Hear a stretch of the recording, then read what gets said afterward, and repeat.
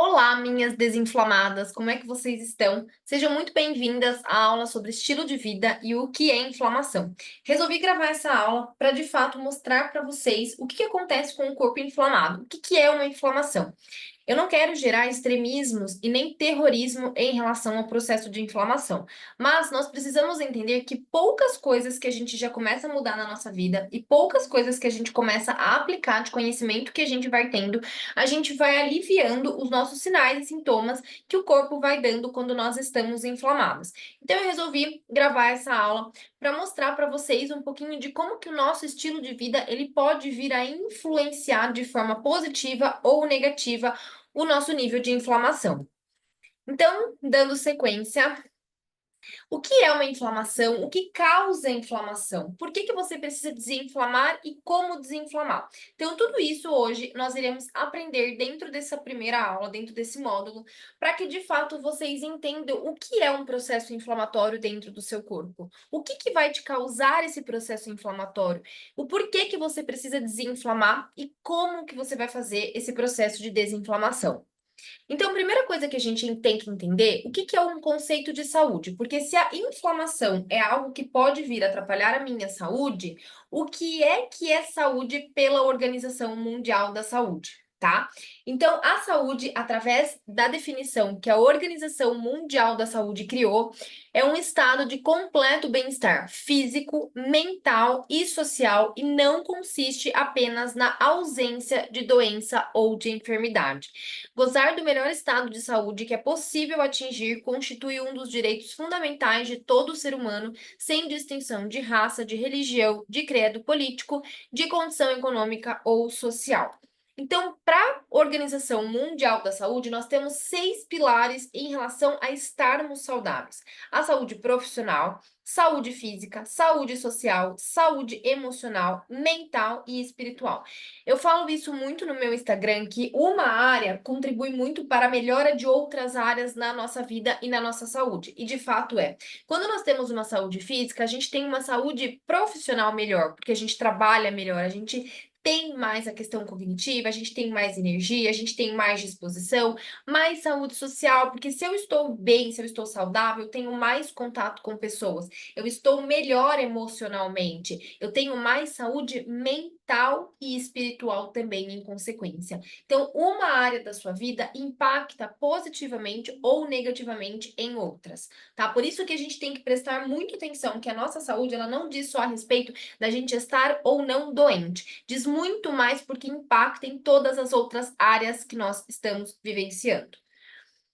Bom, e aí a gente vem na classificação do que é doença, que é o oposto de saúde. É quando nossas áreas, tanto a física, a emocional, a saúde espiritual, tudo está desandando, está todo desorganizado. Para nós, doença aqui na medicina tradicional, já é um quadro caracterizado de falta de saúde, quando a doença em si já está instalada em nós. Quando a gente vai pela medicina Ayurveda, que é uma medicina indiana, ela vem trabalhando fatores que nos levam a ter o quadro da doença. Então, quando a gente já tem uma doença instalada, vamos pensar diabetes, pressão alta, uma esteatose hepática, um câncer. Normalmente a gente já descobre a doença e a gente acha, nossa, eu fiquei doente. Não, a gente já estava doente por um certo tempo. Essa doença, ela demora para ela se realmente estabilizar dentro de nós. Então a gente tem algumas fases para que isso vá acontecendo e de fato a doença ela se instale em nós.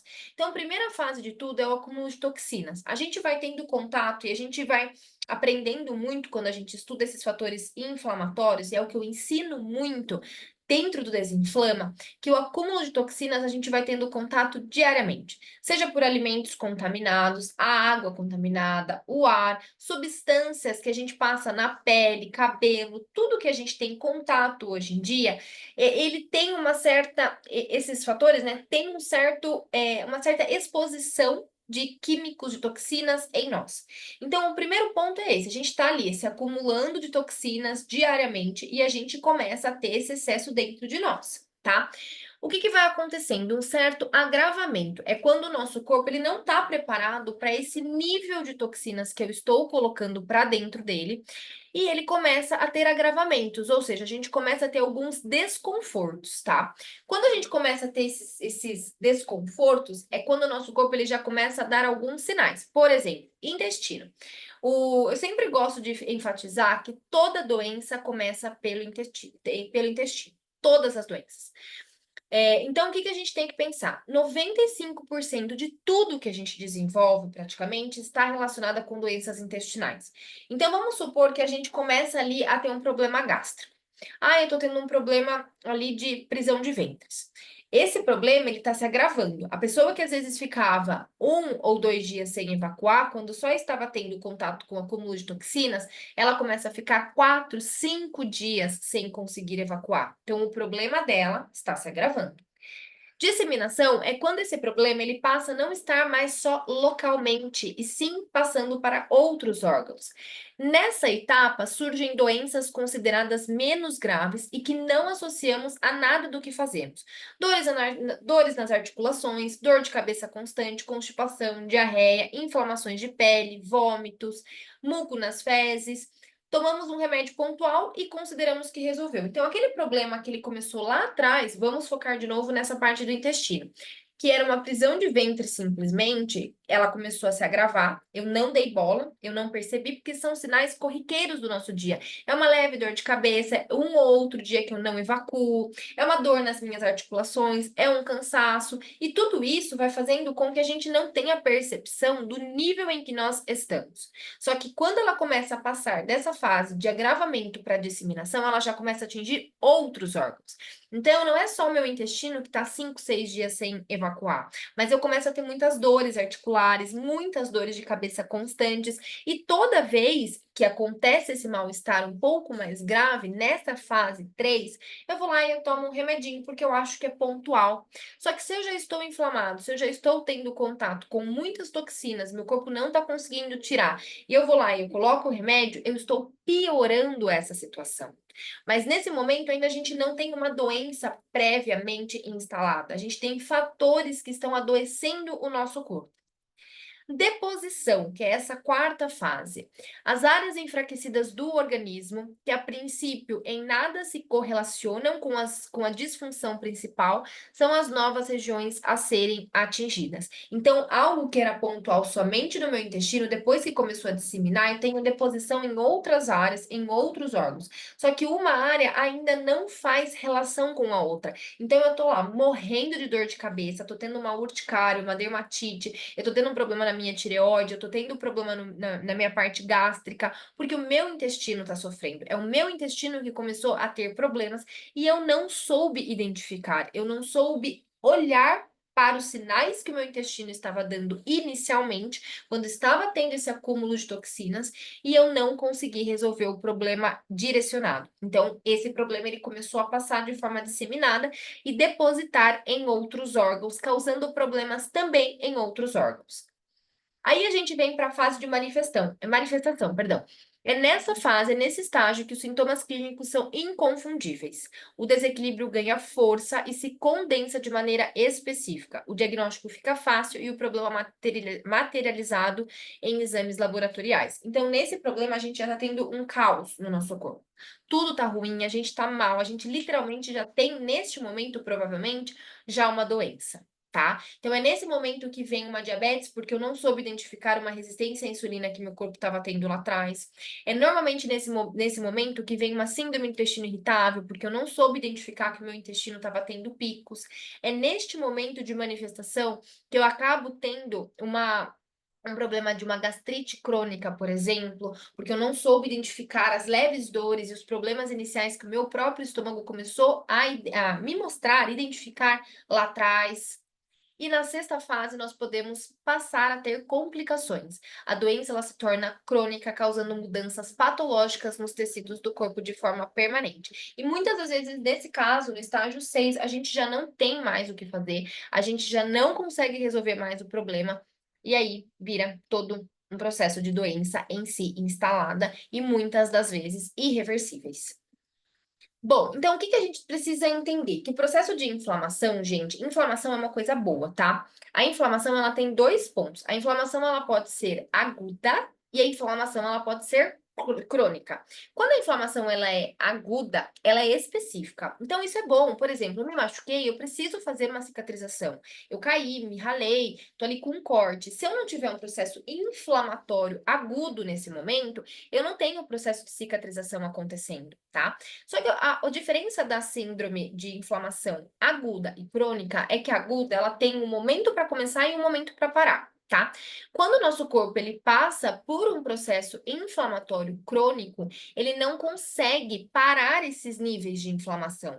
Então, o meu corpo ele começa a ter uma inflamação excessiva, tá?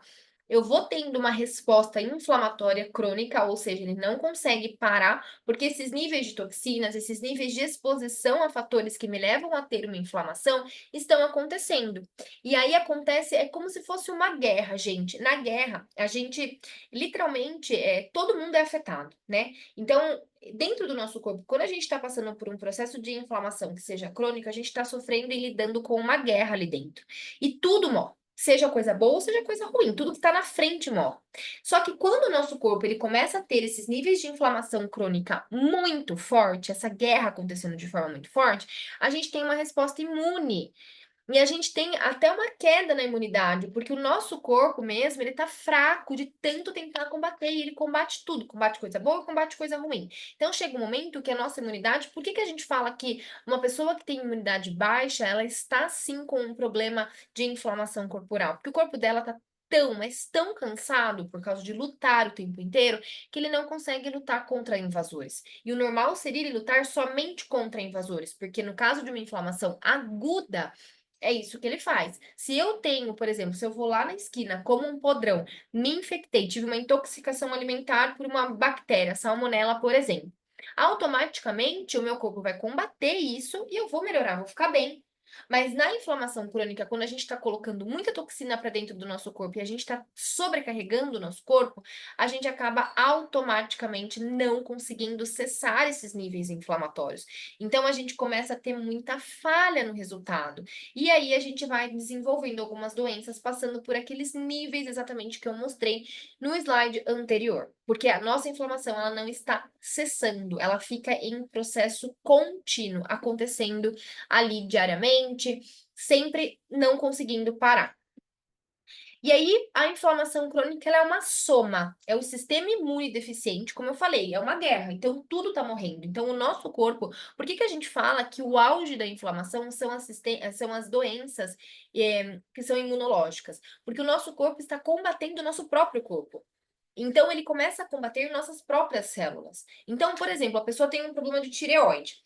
E ela começa a desenvolver um problema de tireoide de Hashimoto, que é uma doença autoimune quando o nosso próprio organismo tenta combater a nossa tireoide. Então, a gente tem que entender que é um sistema imune deficiente. Essa pessoa que tem doença imune, ela precisa desinflamar. Toda doença autoimune tem que passar pelo processo de desinflamação. Se não passar, essa pessoa ela tá lascada, porque ela tá muito inflamada. Ela só vai piorar o quadro dela, tá? Então, a gente tem que pensar que esse corpo que tá se autocombatendo, ou esse corpo que ali tá super sobrecarregado, super inflamado e não tá conseguindo se manter ativo, ele tem uma imunidade deficiente, que foi o que eu comentei agora há pouco. O nosso corpo não consegue combater invasores, que era somente isso que ele deveria combater.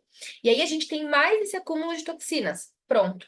É a soma, é a combinação perfeita para a gente ter uma inflamação crônica acontecendo. E aí a gente tem alguns gatilhos inflamatórios, que são perguntas muito importantes que a gente se deve fazer, tá? Porque, por exemplo, tudo começa até mesmo na questão da gestação. A gente tem que pensar como é que foi a gestação das nossas mães. Elas tinham uma alimentação saudável? Elas estavam desinflamadas? Elas consumiam álcool? Elas fumavam? Elas eram sedentárias? Elas faziam uso de algum medicamento durante a gestação?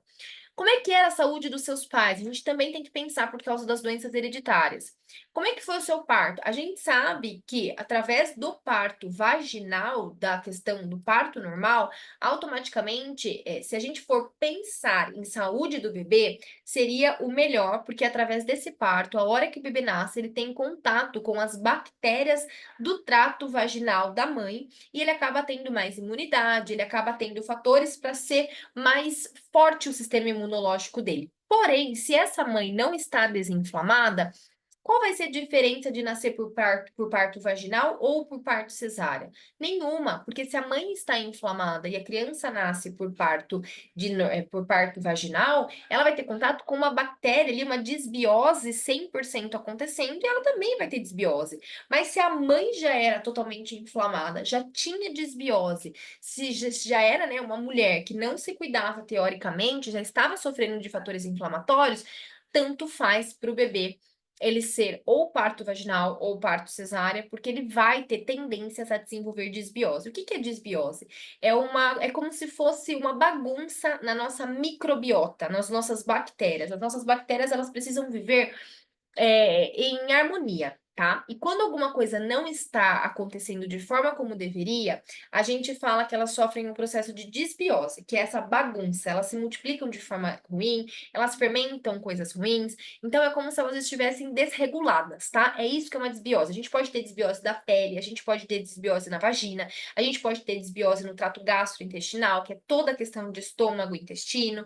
Só que desbiose é ruim, porque essas bactérias elas não estão fazendo o que elas deveriam fazer de papel dentro de nós, tá? A parte de amamentação, você foi amamentada ou não, isso impacta diretamente também no seu sistema imunológico. Ah, foi amamentada durante um mês só, foi amamentada durante 6 meses, um ano, 2 anos, ou não, a partir de um mês eu já entrei com fórmula. Então, isso conta para a gente entender como que é o nosso corpo. Vou dar o meu exemplo. Eu, Marcela, eu nasci de parto cesárea. A minha mãe teve uma gestação até que tranquila, tudo. Naquela época não se falava tanto em respeito de estar desinflamada, mas a minha mãe teve que ficar bastante de repouso, então ela já não fez exercícios físicos, ou seja, a produção hormonal já não tem estímulo através do exercício físico. A minha mãe, ela não comia mal, então isso é um fator positivo, mas ela teve que ali se segurar bastante, porque ela teve um aborto antes de mim, então ela teve que se preocupar bastante com essa questão de não poder ficar fazendo muito esforço físico. Eu nasci de cesárea porque eu estava sentada, então eu tenho asma desde pequena, ela está extremamente controlada, fazem mais de 3 anos, assim, que eu não tenho crises asmáticas. Foram momentos bem pontuais que eu tive que fazer esse bicorte, que é o meu aparelhinho. Mas por que que tudo isso impactou para que eu desenvolvesse melhor essa asma? Primeiro, essa questão da minha mãe ter metido de parto cesárea, não teve culpa, porque eu estava sentada, ela tinha que fazer cesárea mesmo, mas eu não tive contato com bactérias, então isso estimula para que a minha parte respiratória não tenha as bactérias boas já de imediato que ela precisa. Eu não tive amamentação. Minha mãe parou de me amamentar com 3 meses. Então, eu entrei na fórmula. Isso já causa para o meu corpo essa questão de não ter contato com alimentos de forma natural, né? Que é através do leite materno, que é o nosso melhor alimento. Então, tudo isso, a questão da minha introdução alimentar foi bem tranquila, foi boa. Eu tive contato com a parte de legumes e verduras. Isso conta demais, tá? Para nós. E por que que eu tô até comentando do caso da minha mãe, né? Quando eu nasci? Porque eu fui uma criança extremamente inflamada. Através, né, de uso de corticoide, devido a essa questão da asma, eu comecei a desenvolver as crises com 9 meses. Então, eu tomei muito medicamento. A minha infância e adolescência toda. Então, eu era uma criança extremamente com o intestino desregulado, eu tinha muita prisão de ventres, eu era obstipada. Minha mãe conta, quando eu era pequenininha, ela tinha que usar supositório. Então, pensa, uma criança inflamada, eu tenho todos os gatilhos para ser uma adulta inflamada. Então, eu tenho que ter um real cuidado com a minha alimentação, com a minha rotina, se eu quiser ter saúde.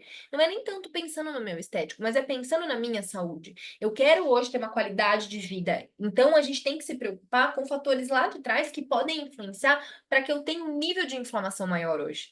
A questão da alimentação, né, da introdução alimentar, o uso de medicamentos na infância, como eu comentei, no meu caso, os corticoides. E vocês, tiveram contato com muito medicamento? Como é que era a sua saúde quando você era criança? Pergunta isso para os seus pais. Como que foi o seu desenvolvimento? Você foi uma criança saudável, cresceu, desenvolveu bem, tinha uma saúde boa na sua adolescência também? Seus hábitos de vida na infância e adolescência, você era uma criança que praticava exercício físico, que tinha um estímulo para a prática de exercício físico? Ou era aquela criança mais sedentária que ficava na frente da televisão, que não teve uma boa introdução alimentar, só comia doces? A gente sabe que criança só pode ter contato com doce mesmo, com açúcar industrial, a partir de 2 anos, tá?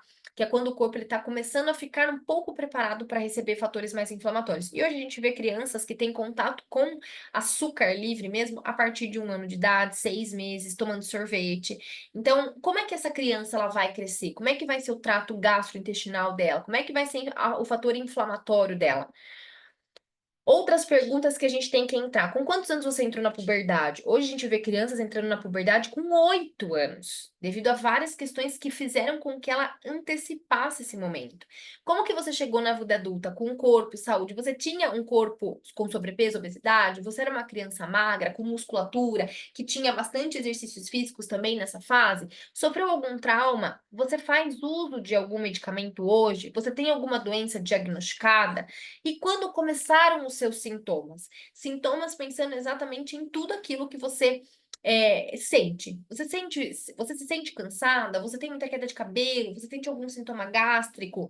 Tá tendo algum sintoma em específico? Fatores que contribuem para a inflamação crônica. Então, as infecções crônicas, quando aquela pessoa ela fica muito doente, tá? Isso faz com que o sistema imunológico dela vá baixando muito, não consegue combater essas infecções recorrentes que a gente chama, e vai fazendo com que ela acabe tendo ali um fator a mais também para contribuir para ter uma inflamação crônica. Sedentarismo, obesidade. Gente, se você vai procurar doenças que a obesidade causa, é uma lista gigantesca. A própria obesidade, ela já é um nível de inflamação crônica, porque ela já te traz várias e várias e várias doenças. Desbiose, como eu comentei, nesse caso, desbiose intestinal, uma má alimentação, ciclo circadiano desregulado, aquela pessoa que não dorme bem, não dorme direito, exposição a xenobióticos. Xenobióticos é todas as substâncias que não são produzidas para o nosso corpo não sabe como lidar com elas. Então, quando a gente se expõe muito, né, a produtos químicos, que são as toxinas em si, a gente está tendo uma exposição muito grande à questão dos xenobióticos. Estresse, aquela pessoa que é muito estressada, muito ansiosa, ela vive num ambiente muito estressado, ela já acorda estressada. Isso faz também com que o corpo dela vá desenvolvendo uma inflamação crônica. E aí é parte do sono ruim, que está relacionado também com o ciclo circadiano. Doenças associadas ao processo inflamatório crônico. Então, aqui a gente viu fatores que contribuem para você ficar inflamada de forma crônica. Aqui a gente já está vendo as doenças já de fato que são caracterizadas pela inflamação crônica. Síndrome metabólica. O que é síndrome metabólica? É quando o nosso corpo já está desenvolvendo 2 ou mais doenças relacionadas com o sobrepeso ou com a obesidade. Então, é uma resistência à insulina, é um colesterol alterado, é uma pressão alta, uma esteatose hepática, perdão, diabetes, câncer, depressão e ansiedade já são fatores de doenças relacionadas com a inflamação crônica, doenças autoimunes, como eu comentei com vocês, que é um nível auge de inflamação, são essas doenças autoimunes, é quando a pessoa ela tá se matando por dentro de tão inflamada que ela tá. Infarto, doenças neurodegenerativas, sarcopenia e osteoporose, envelhecimento, gordura no fígado, hipertensão e desequilíbrios hormonais. E aí, quando a gente quer entender e saber um pouquinho mais de como que essa inflamação nos leva a adoecer, a gente tem o PubMed, que é a maior biblioteca, perdão, gente, relacionada com fatores de medicina, tudo de medicina que você quer saber. A PubMed é, assim, a maior biblioteca mesmo, com artigos científicos falando sobre isso. Então, quando a gente procura, a gente pode perguntar, né, pro PubMed, mostrar para nós, quando a gente coloca lá, inflamação crônica, vai aparecer 200 e poucos mil resultados. A gente pode pesquisar por inflamação crônica de baixo grau. A gente tem 5 mil e poucos artigos falando sobre inflamação crônica de baixo grau, porque a gente pode procurar a inflamação crônica em si por 2 termos que são muito parecidos, né? Relacionando com a inflamação crônica, que é a inflamação crônica de baixo grau e a inflamação subclínica. E quando a gente procura por inflamação subclínica também, a gente tem mais 5 mil e poucos mil artigos falando sobre. Então, não é pouco estudo que a gente tem sobre a inflamação, pelo contrário, a gente tem hoje em dia muito estudo que traz para nós, assim, realmente mostrando, evidenciando o quanto essa inflamação crônica ela pode nos levar a adoecer. E aqui eu quero mostrar para vocês quando você pesquisa inflamação crônica e câncer, você vê muitos estudos. Inflamação crônica e neuroinflamação, que é inflamação neurológica mesmo, fatores degenerativos. A gente tem muitos estudos correlacionando com o nosso problema de saúde mental mesmo, neurológico, com a inflamação e inflamação crônica e microbiota intestinal. Então, gente, não é bobeira. Hoje em dia a gente vive numa era que as pessoas falam, ai, tudo é inflamado, ai, eu não quero causar extremismo, mas eu quero mostrar para vocês que com fatores que vocês vão aprendendo, vocês minimizam essa inflamação. E quanto mais vocês minimizarem, menos radicalismo na vida de vocês vão precisar. Então é tudo uma questão de equilibrar os pratinhos, né? Se vocês conseguem ter uma rotina anti-inflamatória, uma alimentação anti-inflamatória, vocês sabem o que vocês precisam fazer. Quando vocês quiserem comer, por exemplo, algo que não está ali na rotina de vocês, um doce, algo que tenha assim uma quantidade de gordura saturada muito grande, não vai ter problema nenhum. O problema é a gente causar realmente esse extremismo, mas também falar que inflamação é algo bobo, é algo de modinha. Completamente errado. A inflamação, de fato, ela existe, ela faz mal para o nosso corpo, ela gera doenças, e isso a gente tem que encarar. E cabe a nós querer tratar essa inflamação no nosso dia a dia ou simplesmente fingir que a gente não sabe de nada. E aí, várias doenças, como eu estava falando para vocês, que são relacionadas com a inflamação crônica. Então, ligando o microbiota intestinal à inflamação, à obesidade e resistência à insulina, o papel da inflamação na depressão e na fadiga, inflamação e endometriose. Hoje mesmo, né, a gente para pensar que até um fator de endometriose está relacionado, sim, com o corpo inflamado. Como eu falei, todas as doenças, elas vêm derivando de um nível de inflamação que o nosso corpo não está conseguindo combater. Então, a inflamação, ela adoece o nosso corpo. Papéis fisiopatológicos dos medidores da inflamação crônica de baixo grau na síndrome dos ovários policísticos. Então, como eu falei, cabe a nós optarmos por fazermos o nosso papel de melhorar a nossa alimentação e a nossa rotina no nosso dia a dia, ou simplesmente fingir que a gente não vê. Passamos uma vida calando sintomas e assim perdemos a oportunidade de solucionar problemas. Então eu finalizo, gente, essa aula com essa frase para que de fato fique essa reflexão para vocês, para que vocês entendam que sim, vocês precisam analisar o corpo de vocês, sinais e sintomas clínicos, para identificar se vocês têm fatores já que o corpo está gritando e precisando melhorar. E cabe a você essa decisão de mudar um pouquinho dia após dia. Sem radicalismo, sem essa questão de extremismo, mas cabe a você essa parte de mudar um pouquinho por dia.